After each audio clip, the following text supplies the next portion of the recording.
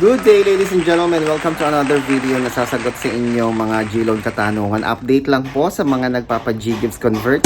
Talagang active pa rin po ang ating scammer. Aba, alam niyo po ba mga kaibigan? Aba, itong scammer na to, yung gumagaya po sa akin, DJ Chico Arellano tsaka Arellano Chico. Dalawa lang yung Facebook account ko guys ha. Isang public. Public yan po yung DJ Chico Arellano sa Facebook. Tapos meron akong personal, private na Facebook account. Yun yung Arellano Chico. Okay? Yung Arellano Chico po na yun, yun po yung ginagamit ko na doon po kayo nagchat-chat sa Arellano Chico sa akin.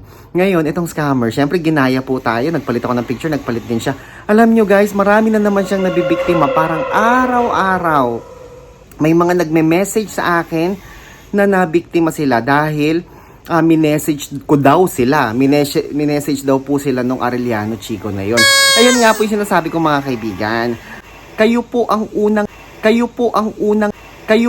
unang magme-message sa akin. Hindi po ako ang mauunang mag-message sa inyo. Okay? Sa Messenger yan ha. Yung pinag-uusapan natin Messenger. Sa Messenger po, kayo po ang unang magme-message sa akin. Paano? Meron akong link dyan sa baba, dyan sa comment section. Meron akong link dyan, direct link. No? Yung direct link na yan na nakapin dyan sa comment section sa baba, yan po yung aking Messenger account. Kayo po ang unang mag-message sa akin. Hindi po ako ang unang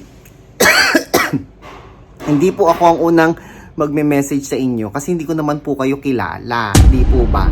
At sinasabi ko rin, huwag po kayo magko-comment down below. Dahil pag nag-comment down below po kayo, ay kayo na po ang susunod na target ng ating mga scammer. Ano po? Okay? At gayon din po sa Facebook, yung mga nagko-comment doon ng how. Nako, kayo na po ang punterya ng scammer na ito. Yung isang follower natin, na nagpanggap na kunyari hindi pa alam na scammer siya, nakachat po siya mga kaibigan. Narito po yung kanilang usapan. Iisipin mo talagang legit ang iyong kachat, lalo na kung ganito ang sasabihin niya.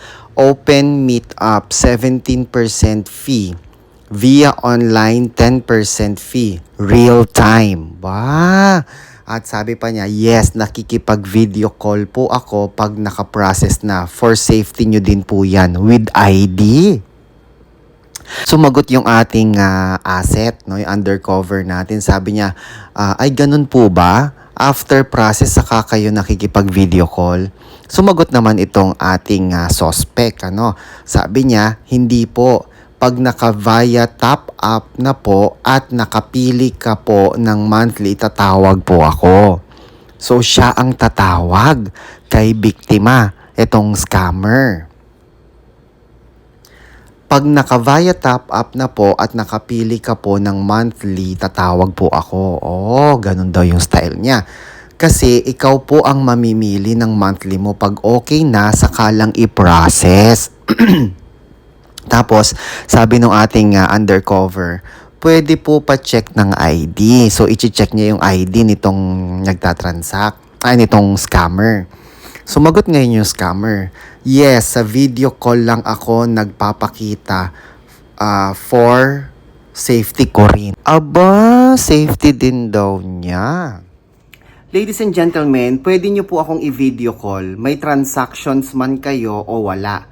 Kung nagli-legit check po kayo, mas nire-recommend ko po na mag-video call po muna tayo bago kayo makipag-transact sa akin.